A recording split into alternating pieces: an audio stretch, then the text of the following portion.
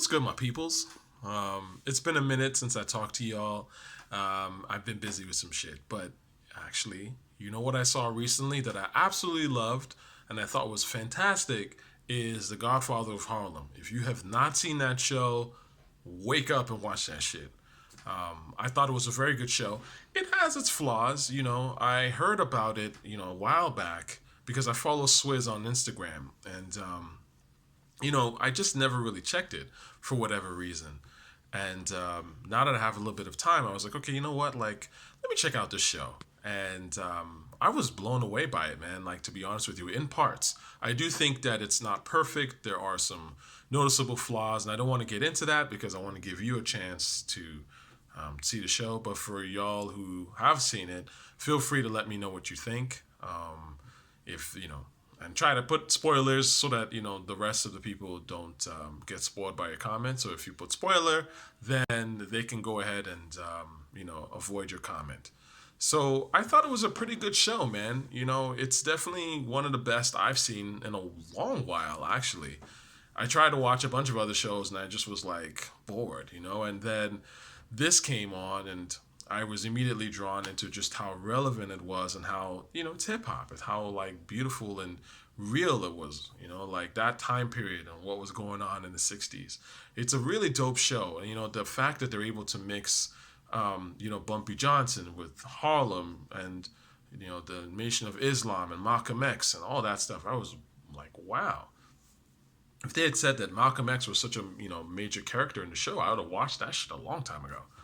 I was really surprised to see how much of a pivotal role Malcolm X played in the show. And I think that's really dope. The dude playing Malcolm X kills it. He's phenomenal. Just like the guy who plays Chin Gigante, Vincent D'Onofrio or something like that. I apologize if I'm messing his name up. He's phenomenal. There's some great acting in there, some great writing in there in parts as well, So, get on that show, man. The intro, the title sequence of The Godfather of Harlem, phenomenal. Like, almost tear-inducing.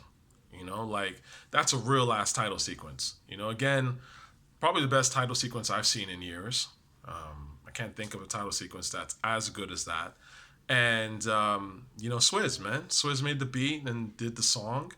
Swizz is a genius, man. Like, I never understand when I see hip-hop casuals try to denigrate Swizz Beatz. It's like, you look stupid to me, B. Like, you look like a person that just doesn't even listen to this rap shit. Like, talking about, oh, Swizz sucks, or Swizz has, his productions is like, candy or whatever. Like, what are you talking about? Swizz has made some of the greatest beats in rap, period. Money Cash Hoes, that beat is phenomenal. That is a gutter-ass beat. That beat is brilliant.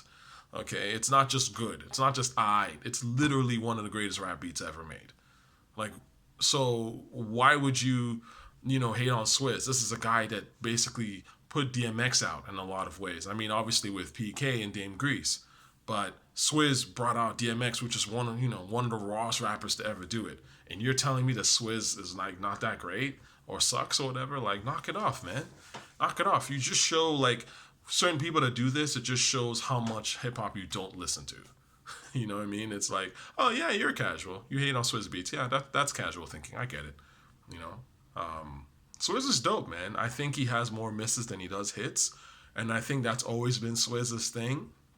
Like for every 10 beats he'll make, maybe 2 will be fire. The other 8 might be, mediocre to trash. But those 2 that are fire are usually like extraordinarily fire. And that's been my experience with Swizz. So I think he did a phenomenal intro for Godfather of Harlem, and yeah, I've linked it below, so you should check it out and check out the show. I think it's quite good. Rick Ross actually rapped decent on it, like, which is surprising because I don't really fuck with Ross like that. So yeah, I'll be tuning in for the second season. I'm curious to see where they go with it. I hope they capitalize on the things that make the show fantastic and sort of minimize the little things that make the show not so fantastic. But worthy entry into the TV space, man. So check it out. All right, y'all.